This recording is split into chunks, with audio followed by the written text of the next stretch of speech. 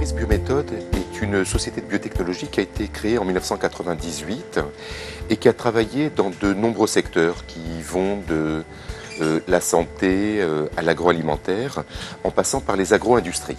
En 2008, la société a établi une collaboration avec une équipe de recherche américaine.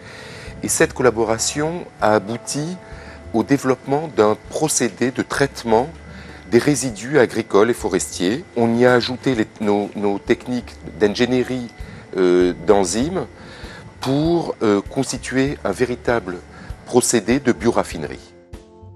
Le procédé que veut développer Biométhode consiste à utiliser la biomasse végétale, c'est-à-dire un complexe naturel le plus répandu sur le globe terrestre. On utilise des conditions qui nous permettent de séparer les trois composants, la lignine, l'hémicellulose et la cellulose. Et à partir de ces trois composants, on va pouvoir utiliser nos enzymes et générer des sucres simples, tels que le glucose par exemple.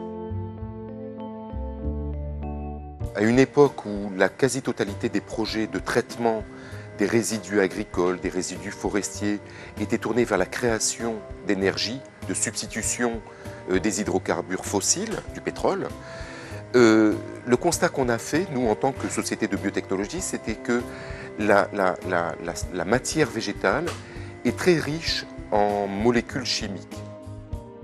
L'objectif principal, c'est d'utiliser des ressources qui ne sont plus alimentaires, comme tout ce que l'on appelait les biocarburants de première génération, qui utilisaient des ressources alimentaires. Donc il y avait une compétition entre l'alimentation humaine et animale et le biocarburant pour les voitures. Le gros impact de ce procédé-là, c'est qu'il permet d'utiliser les déchets verts. Donc on va toujours utiliser le végétal, mais non plus la partie alimentaire, mais la partie déchets, c'est-à-dire les tiges, les pailles, les troncs débités, etc., etc.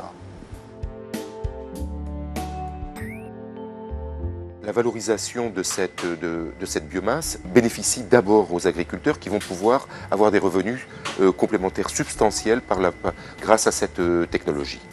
Les deuxièmes bénéficiaires sont, à mon sens, les pétrochimistes qui aujourd'hui sont déjà confrontés à la raffinerie de résidus pétroliers qui sont polluants et dont la rareté devient de plus en plus critique. Et les troisièmes bénéficiaires, bien entendu, sont à mon sens les chimistes. Ils réalisent qu'ils pourront mettre sur le marché des plastiques, des nylons, des fibres, tout un ensemble de produits qui vont avoir des avantages et des propriétés chimiques et physiques quelquefois égales et souvent même supérieures aux produits chimiques fossiles.